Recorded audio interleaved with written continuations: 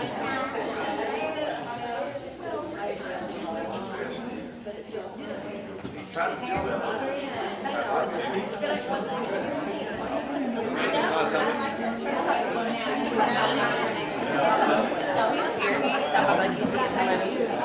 there are men's meeting after Thursday. There are men's meeting after Thursday.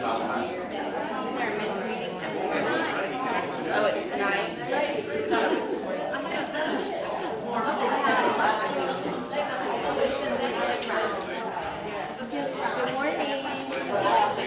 morning. How are you?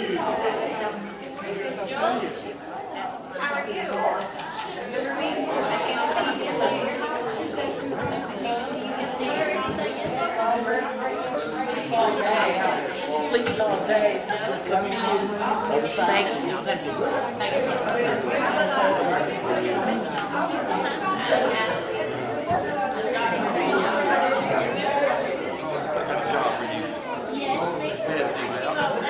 Somebody else will give us help. I know you're there. We did.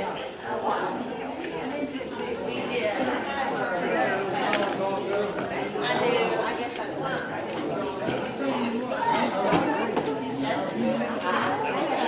Yeah. I'll just have to make sure. You can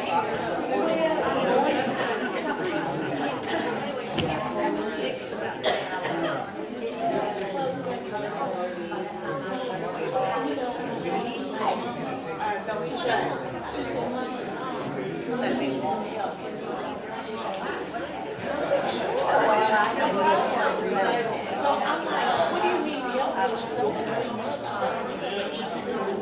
Yeah. Oh, but we don't sleep at night. No, she doesn't sleep at night. She sleeps all day. All day. 1 o'clock in the morning. Oh, man.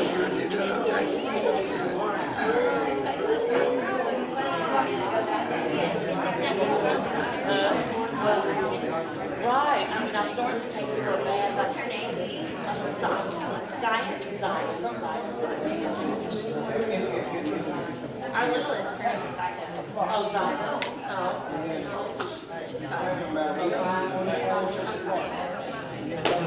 Oh, yeah. That's all she thinks that time. But she was up at gas.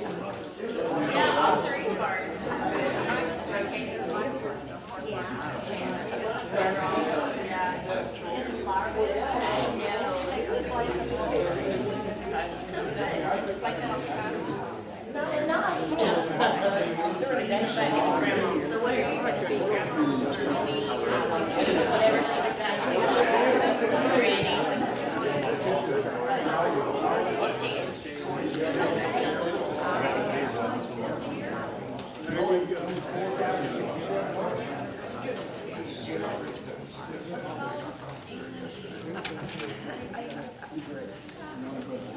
Good morning. How are you going to have 2 of them? Thank you very much. You're welcome.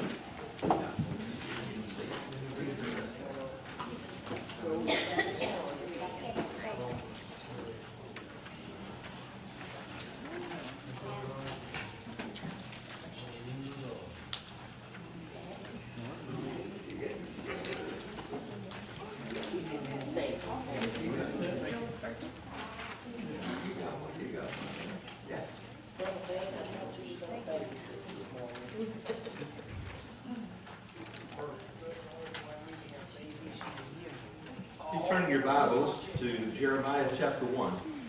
Jeremiah chapter 1. The first section of Jeremiah that we will largely cover in this class period is the first 11 chapters. And I'm going to draw a picture that I had drawn sometime before.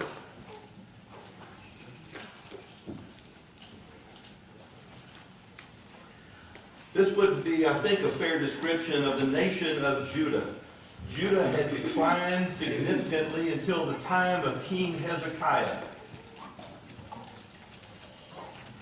King Hezekiah was a very godly king. He was in the latter part of the book of Isaiah. So when we studied Isaiah, it was the latter part of King Hezekiah. In fact, you remember, we talked about in the book of Isaiah, you have 39 chapters in the first section and 27 in the second.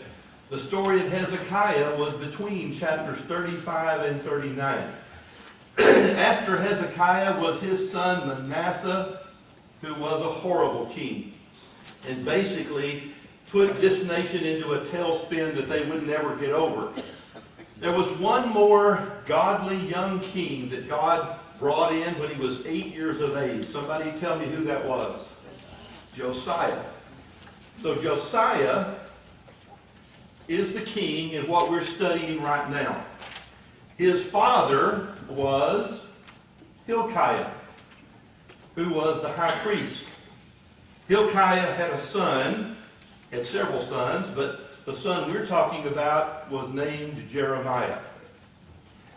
So that we're studying now, unlike Hezekiah in the time of Isaiah, when Isaiah was looking forward 80 to 100 years, telling the people, this is what's going to happen if you don't change as a nation. This is what's going to take place, and you don't want this to happen. Toward the end of Isaiah, God said there was no remedy. There was no remedy for this nation. And that was God's pronouncement that the nation, the southern nation of Judah, was not going to survive as a nation. By the time you get to the book of Josiah, he's dealing with what will the remnant look like? Will it be 100,000 people or will it be 10 people? You remember the story of Abraham when Abraham asked God, could he go into Sodom and Gomorrah and find all the righteous people? You remember that story? This is what I picture as we're moving into the first 11 chapters of Jeremiah. Jeremiah is not 100 years away. He's sitting right on the edge of the cliff. It's about to happen. I will tell you, at the end of the death of Josiah, this nation heads downhill in a hurry. That's why, when you look at the other four kings, two of them only lasted 3 months. They killed each other, and just like kings of that time did. In this book, this portion of the book, we're going to deal with past, present, and future at the same time. God says, I want to go all the way back to the time of Moses, when your nation of people started. Now you think about the nation of Israel. Israel, what was Israel's name before it was changed? Jacob. Okay? Jacob's name was changed to Israel. He had 12 sons. These 12 sons were carried away into Egyptian captivity. They were there for a while. 66 people went in. Millions came out. That was the fulfillment of the prophecy that God made to Abraham and Isaac and Jacob. That your seed will be a massive nation of people. From that period of time, that really began when they crossed the Red Sea and stopped being slaves, and they became a legitimate nation. That was the beginning of this nation. The nation of Israel later split into two. So he says, I want to tell you how your forefathers lived and how they conducted business and how they took care of things. I want to tell you what your daddies and granddaddies did that was wrong, that was disgusting to me. I'm going to tell you what you're doing right now, that if you don't change, your nation will not survive and your family will not survive with it. And then he talks about the future. So I want to pick this up after we have our prayer in chapter 2, just touching quickly on Jeremiah 1, and we'll move into chapter 2. Charles, would you lead us to prayer, please? Father in heaven, we're thankful for this day that you bless us with. We're thankful for this time that we can gather here to study your word and to worship you. Help each of us to center our thoughts on the study and worship to you so that we might be better people in your sight. We pray for our sick, those unable to be with us, those that might be working or traveling, that you would watch over and care for them. Pray that you would be with Brother Rick as he stands before us, helping to have a good remembrance of what he's prepared to say, and help us to understand and apply to ourselves. Be with us as we worship you today. Help us to remove the cares of the world from our minds. Forgive us of our sins as we repent. In Jesus' name, amen. Chapter 1, verse 2. Chapter 1 and verse 2. So this little boy, 8 years of age, named Josiah, became king. What we're reading about in the first part of the book occurred in the 13th year of the life of Josiah. So he would have been 21 years old. Just a rough guess, Isaiah was probably 5 to 7 years younger than him. He might have been 12, he might have been 14, he might have been 16. We know how long he prophesied and when he died, but we don't know his exact age. And so here was a man, a young king, that didn't live very long. You remember he was shot by an arrow, and they tried hard to get him back into Jerusalem. They moved him from one chariot to another off the battlefield, and he died in his 30s. So this takes place in chapter 1 and verse 2 in the 13th year of his reign. It came about also in the days of Jehoiakim, the son of Josiah, king of Judah, until the end of the 11th year of Zedekiah. The 11th year of Zedekiah was when this nation completely went away. So what I'm going to tell you is the book of Isaiah covers literally this time period here, from about right here all the way through the bottom to when this nation comes up again, about half of that time period.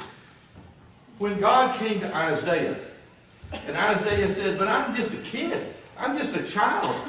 You can't expect me to go to the high priest and to go to the kings and tell them what you want me to tell them. And God said, that's exactly what I expect you to do. So he said to him, in verse 7, the Lord said to me, do not say I am a youth, because everywhere I send you, you shall go, and all that I command you, you shall speak. Do not be afraid of them. In verse 10, this is Isaiah's job. Won't you look at verse 10? Maybe if you've got a pencil or pen, circle it. Rick, Yes. are we talking about Jeremiah? Jeremiah. I keep saying Isaiah. I'm just getting this. Jeremiah. Thank you, ma'am. I heard a guy telling me a story a while back about when he was young. He was preaching this lesson about the strongest man that ever lived. And he was just married, and his wife asked him, did you think you did a good job today? He said, I think I did. Well, what was your sermon about? And he said, well, the strongest man that ever lived. And he said, well, why did you keep saying Hercules instead of Samson? Jeremiah. Jeremiah is what I'm talking about. Thank you. Verse 10, I have appointed you this day over nations and over kingdoms. This was not just to the nation of Judah, but it would be to all the nations round about, because they were going to be part of it. As this nation was blowing up, and people were being hauled to Egypt, and they were being hauled to Babylon and Moab and Edom, all these people were going to be recipients of what at one time was this nation. Look what he says then: to pluck up and to break down, to destroy and overthrow, and to build and plant. This would be the next half of the latter part of the life of Jeremiah, not Isaiah. Chapter 2 and verse 1. The word of the Lord came to me, saying, go and proclaim in the ears of Jerusalem, saying, thus saith the Lord, I remember concerning you the devotion of your youth, the love of your betrothal. This was the nation, when the nation was young, in the time of Moses and afterward. The love of your betrothal, you followed me into the wilderness through a land not sown. Israel was holy to the Lord, the first of his harvests. All who ate of it became guilty. Anybody that tried to destroy this nation was going to be destroyed. There's a great story, I touched on it just briefly, in Exodus 17. They crossed the Jordan River, the Red Sea rather, get my brain right. They crossed the Red Sea, and the nation of Amalek decides that they're going to come in on the backside and basically destroy this nation and take everything that they just pulled out of Egypt. Not only did God largely destroy Amalek, he said to Moses, write down in a book. You write this down in a book. Now it's interesting to take you forward 400 years. You remember when King Saul was told that he needed to do one thing to completely and utterly destroy somebody. Who was it? The nation of Amalek. God never forgot that. So he says the same thing here. Anybody that tried to pick from these people, I'll take care of. All who ate of it became guilty. Evil came upon them, declared the Lord. Hear the word of the Lord, O Jacob, all families of the house of Israel. Thus saith the Lord, what injustice did your fathers find in me? That they went far from me and walked after emptiness and became empty. I want to stop for a minute. So God says, I was with this nation all the way back here. So we're talking about a time now around 600 BC. The time of Moses over here would have been around 1500, somewhere around 900 years before. He said, God says, I raised you up. I taught you how to be right. I protected you. Anybody that came after you, I took care of. So now, as he touches on the past very briefly, he's talking about the present. What was it that your parents and your grandparents saw in me that they didn't like? What was it that made them decide this is not the way we want to go? I have conversations with people pretty often in my office and different places that would say to me, I was raised up in the church, but I don't go anymore. Well, why? Well, it's just not the way I saw things. It's just not the way I understood things to be, and so that's just not how I wanted to live my life. Now, what's amazing is how many of them, their children, are out of control. And they have no clue how to get them back in control. That's part of why they come to people like me. What can you do, preacher? So the question was, they went far from me. And look at the verse. Look at the verse. And they walked after what? Emptiness. They walked after emptiness and became empty. I'm going to give you one example that in their case it was idolatry and greed. Our case, I'm going to talk about this in my lesson this morning. If somebody is pursuing money, I want to make money. I want to make as much money as I can. I want to see as much as I can see and go as much as I can go. When you're old, we're going to talk about this in just a little while in this text. Solomon asked, what profit was there? Meaning, what are you going to take with you when you leave this earth? When you're old and you're looking back on your life, how many of us at the end of our life are going to say, I wish I had made more money? How many? You see, that was emptiness. And so that's what he's talking about. You went far away from me, your parents did. Here's why you ended up the way you did. And he says, they walked after emptiness. And what did it say? They became empty. I see people who, two-income families, both very successful, have a good bit of money with me. Mom and Dad both worked 10, 12, 15 hours a day, and they had 2 or 3 kids. Who do you think raised the kids? Well, they subcontracted that out. Sometimes it turned out okay, sometimes not so much. Middle of verse 6. Who led us through the wilderness, through the land of deserts and the pits, through the land of drought and deep darkness, through the land where no one crossed, where no man dwelt. This was the wilderness that they were in for 40 years. Now I want you to think about this. The life of Moses, you can read Acts 7. This is a great sermon by Stephen that cost him his life. Moses' life can be divided into 3 40-year pieces. 40 years he spent living. Where did he spend the first 40 years of his life? In the palace. like he was the grandfather of Pharaoh. And then because of an event that happened, he spends the next 40 years tending sheep in Midian. Do you know that that is exactly the place where he would spend the last 40 years keeping God's sheep alive? How did these people, because nobody lived there, they couldn't eat, there was no water. Now what I want to know is, how did the children of Israel survive 40 years in this place when no other human beings could do it? How did it happen? All you have to say is God did it. When people struck a rock or spoke to a rock and water came out, when manna came down from heaven every single morning and they went out and picked it up, that's why he says in this text, in verse 7, I brought you through a land, into a fruitful land. Verse 6, who led you through the wilderness, through the land of deserts and of pits, through a land of drought and deep darkness, through a land that no one crossed and where no man dwelled. Now he's asking the question, what was it that your parents and your grandparents saw in me that they didn't like, that they thought was a problem, that was bad, and so they moved far away from me, and they went after things that were emptiness, and they reaped the wind, Hosea says, and they sowed the wind and they reaped the whirlwind.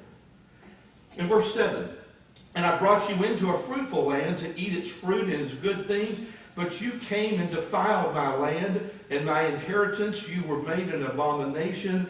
The priests did not say, where is the Lord? And those who handle the law did not know me. Is that a problem? Is that a problem when the spiritual leaders of a nation no longer are bringing people to God? There was a period of time, I think probably still is, I don't deal with it much now, that we were hearing called the health and wealth gospel. Churches would just start in a little strip center, and all of a sudden hundreds of people, and they build massive buildings. I have 4 very good longtime friends that are bank presidents around here. And they lost a lot of money because a church would just explode. And they would build a 20,000, 10,000 square foot building, and then 20 years later there's 100 people going there. Now the question is, as you look in this, when the priests are not telling people about the Lord, and the leaders are not telling people about the Lord, is that a problem? Think about now. Would you say that our leadership in this nation are godly? From our Supreme Court justices to our Congress, basically the governors of the states, are most of them God-fearing, godly people? And even if they have a little touch of religion, how many of them would stand firmly on this is what the Lord expects us to do? That's part of what causes a nation, as God looks at it, when God says there's no remedy. There's nobody there that will stand up and teach the truth. And taking a look at verse 9, therefore I will contend with you, declares the Lord, and with your sons I will contend. Now what does he say about that? So we're dealing with the past, about all the way back to Moses, and we're dealing with what did your parents and your grandparents and great-grandparents see in me that it was so bad that they wanted to get rid of? And now he's saying to them, because of how you're living your lives, I'm going to bring justice on you and your children and your children's children. Because what they were doing was an abomination to God. God says, you put anything in front of me. I'm a jealous God. You put anything in front of me, and it is abominable to me. Take a look now in chapter 3. So God now takes this to the next level. He's telling Isaiah, now go tell this story. Go tell this. Go tell this. You're a young man. But I'm going to be with you, and you just tell them everything I say to tell them. So he talks about in chapter 3, if a man divorces his wife. Now we talked about this in the book of Isaiah. God said to the northern kingdom, I am writing you a letter of divorce. I'm divorcing you. The southern kingdom, he said, I never sent you one of those. I was always trying to reconcile with you. But he says, if a man divorces his wife and she goes in from him and belongs to another man, will he return to her? Most likely, what is the answer to that? You men and ladies, if your spouse left you and cheated on somebody else and moved in and lived with them, how many people normally would want to take them back? So God is the husband. His wife, who he did not want to divorce, left him and started playing the harlot and ran around with one person after another person after another person. And God said, for a long time, I was willing to take you back. I will tell you a book that occurs right in here, and it is the book of Hosea. Tremendous story. And God tells this story through Hosea and his own wife, his actual wife. She runs off, and he has to go find her and brings her back. And then she runs off again, and when she comes back, she's pregnant. And he doesn't know if it's his child or somebody else's child, but she brings her back, and he calls the child Loami. You want to study that in Hosea 1. The third time she leaves, she's gone a long time, and she's got a child that's up in a number of years by the time he comes back. And Hosea knows for sure that's not his child. That was the relationship that God saw between him and this nation. Now turn with me to verse 6, chapter 3 and verse 6. So 3 and 6. Then the Lord said to me in the days of Josiah the king, have you seen what faithlessness Israel did? Now Israel was the northern kingdom, right? The kingdom that went away about 100 years before. So the northern kingdom was destroyed by the Assyrians in 721. It was called Israel. This happened in the time of Jeroboam, Rehoboam and Jeroboam. So he says to them right here now, they're around 627, 620, about 100 years later. He says, I want to take you back to the days of yesteryear. And I want you to think about your brethren to the north. What happened to them?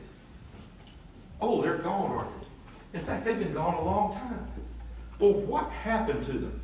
In chapter 3 and verse 6, then the Lord said to me in the days of Josiah, king, have you seen what faithfulness Israel did? Faithlessness.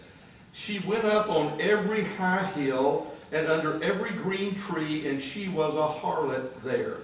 And I thought, now this is what God is telling this young man, Jeremiah. I thought, after she had done all these things, she would do what? Return. Let that soak in for a minute. This is a pretty heavy message that God is laying on this young man. God said all the time, because of what was taking place, I really thought that this nation was going to turn around and come back to me. Just a quick point. Do you think God knows the future? Is it possible for God to know the future without delving into my personal choices and a nation's personal choices? Does he give us free moral agency? Absolutely. So he always thought that there would be somebody or something that would happen that would bring these people back around. And look what he said. But she did not return. And her treacherous sister, Judah, saw it. You watched all this happen. You saw it all. You saw this nation go off a cliff. You saw them be literally killed, millions of them killed, and the rest hauled off to different places. And her treacherous sister, who Isaiah was talking to, and Jeremiah, the southern kingdom, you watched it. You saw all of it. In verse 8, and I saw that for all the adulteries of faithless Israel, I had sent her away and given her a writ of divorce, yet her treacherous sister Judah did not, what? Didn't fear. You watch this. Your grandparents saw this in living color, great-grandparents and grandparents. You watched it happen. You saw it. And I'm going to just ask this question. How many of you have talked with your children before, or grandchildren, and you're trying to tell them something like, don't run around out here in the parking lot because you're so short. If you ran out past a car, another car wouldn't have time to see you and they might hit you. Does that make sense to everybody here?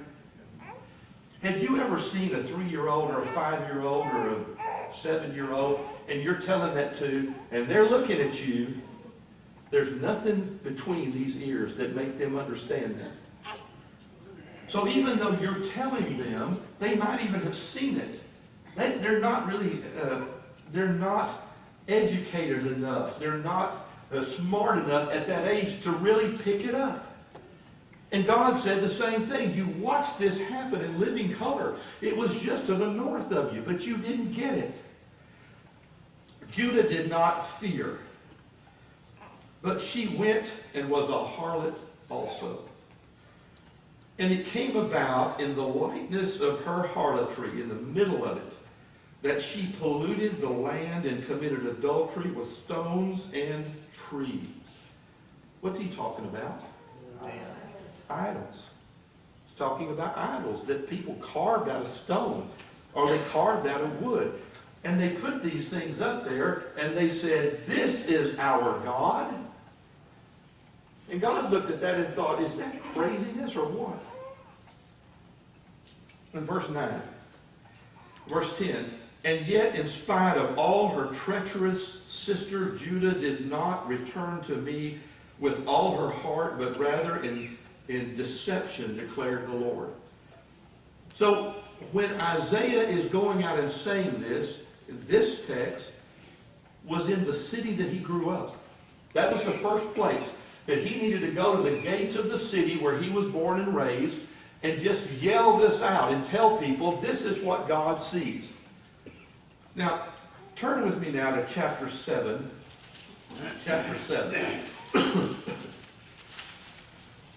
In chapter 7, so this is going from God telling Isaiah, you go tell the people, I started this nation. I raised them up. I was their daddy. I took care of them. I made sure that they had money. I made sure that they had food. I did everything. Some of you as parents have lived through this where your children turn from you. And you're saying, what did I do? What could I have done more? That's exactly how God saw this. So then he moves into the time of Josiah. You, the nation that you're living in right now. This nation is going to be destroyed. The only thing left is a remnant. And the only question was, how big will the remnant be? Will it be 8 people? Like in the time of Sodom and Gomorrah, like the flood? Or will it be 3 people like in the time of Sodom? Or will it be 100,000? That's what they were dealing with is how much of a remnant would be left in chapter 7. Chapter 7 in verse 1. The word came to Jeremiah from the Lord saying, stand in the gate of the Lord's house and proclaim this word and say, hear the word of the Lord, all you Judah who enter in by these gates to worship the Lord. What do you think the house of the Lord was? The temple. The temple that was in Jerusalem. That within 30 years of this time would be complete rubble. It would be destroyed to the point that 70 years later, when Zerubbabel gets ready to rebuild the next temple, they could barely see the imprint of the outside of Solomon's temple. That's how it was destroyed. Now take a look at this. So here's a young man. He's now had to, in verse chapter 3, go tell his city what's about to happen. And now God says, I want you to stand where? In the gates of the temple. And I want you to prophesy to people that are walking in these gates. Now here's what's interesting. I have this a little bit further down for you in the fourth paragraph, where it says, the house which is called by my name. Do you see that on the handout? So this chapter, the house that is called by my name, occurs in 7:2, verse 10, verse 11, verse 14, and verse 30. The house that is called by my name. What was that house? The temple. It was the temple. Now look at this. In verse 3, thus saith the Lord of hosts, the God of Israel, amend your ways and your deeds. Now the nation was not going to make it. God had already determined that a long time before. But you, every one of you individually, have a chance to save yourselves. He says, amend your ways and your deeds, and I will let you, what? Dwell in this place. Most of you will be ripped out and carried all over the world. You'll never see your family again, and your family will never be a family in the way that you might think. Do not trust, verse 4, in deceptive words, saying, this is the temple of the Lord. Are you kidding me? We go to church every Sunday.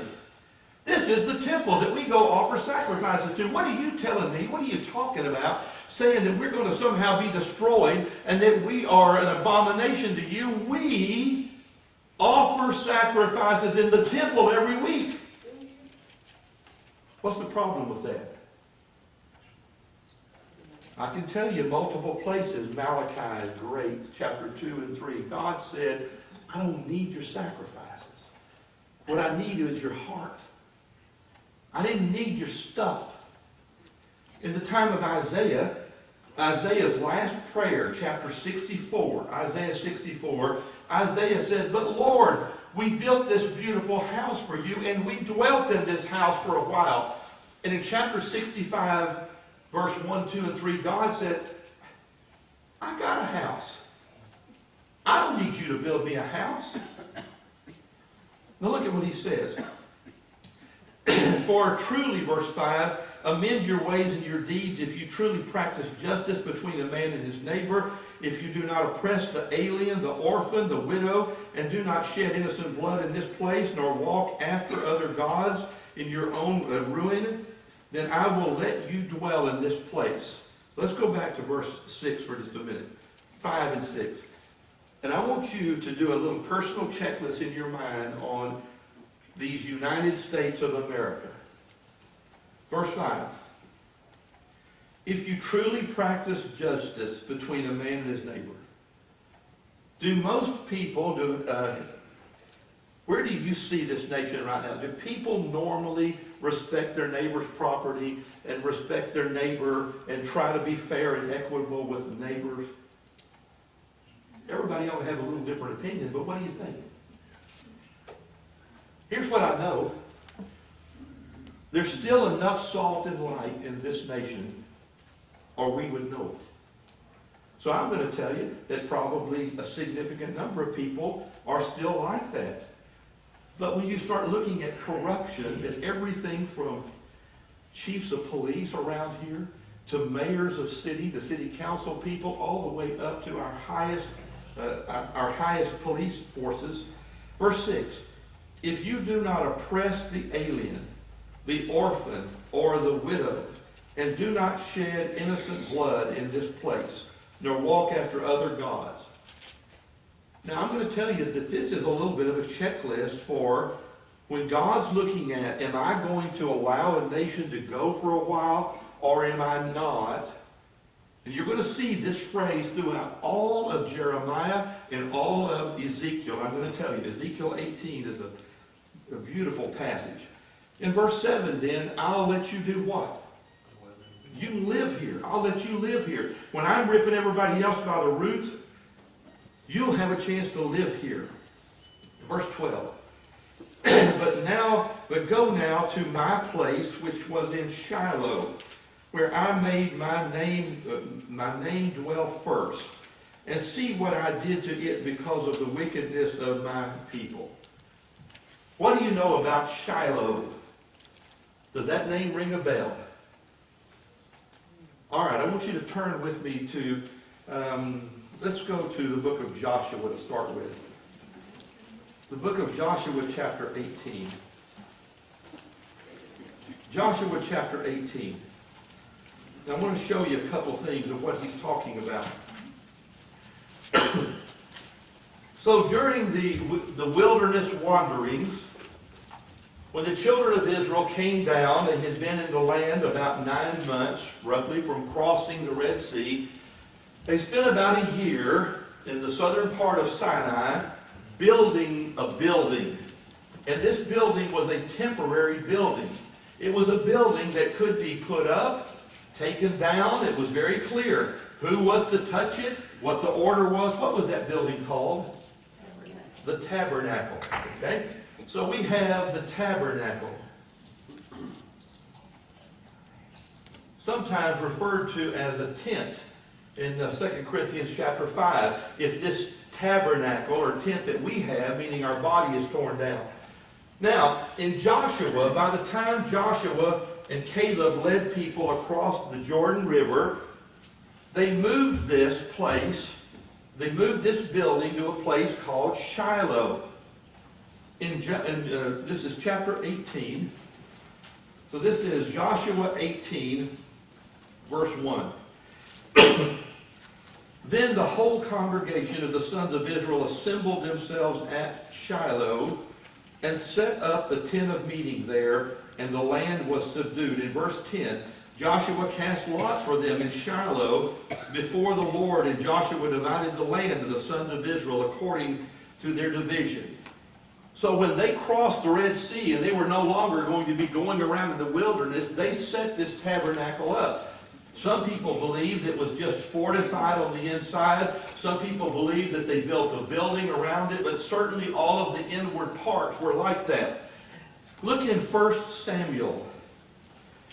In 1 Samuel chapter 3, chapters 1, 2, and 3.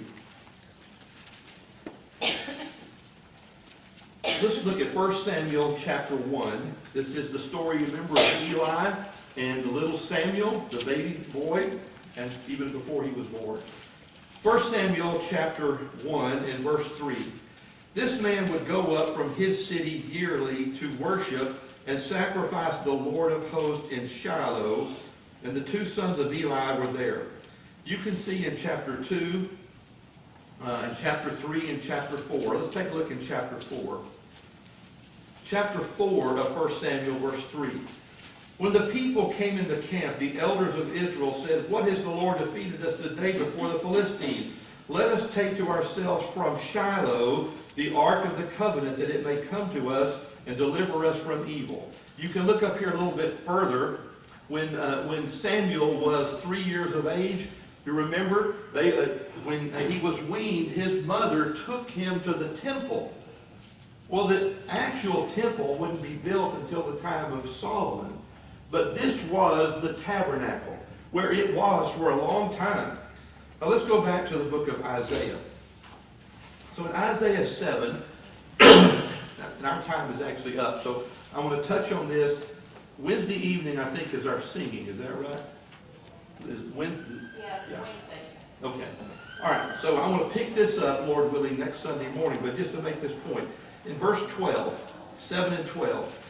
Now go to my place which is in Shiloh, where I made my name dwell at first, and see what I did to it because of the wickedness of the people. I want to pick up there. So he's giving them examples of their neighbors to the north. He's giving them examples of the first city that he put a house that had his name. He said, look what happened to those people. Any questions or comments? You know, Brother Rick, there's a scripture that we need to buy into, Proverbs 23 says, buy the truth So now this is something that we ought to think about. Then we won't have, but, you know, most people want this product. And that's going to heal some of the fear. And I'm reminded of, what was his name? He said, me and my house will serve the Lord. Joshua And he had, yeah, Joshua. And he had to meditate upon it.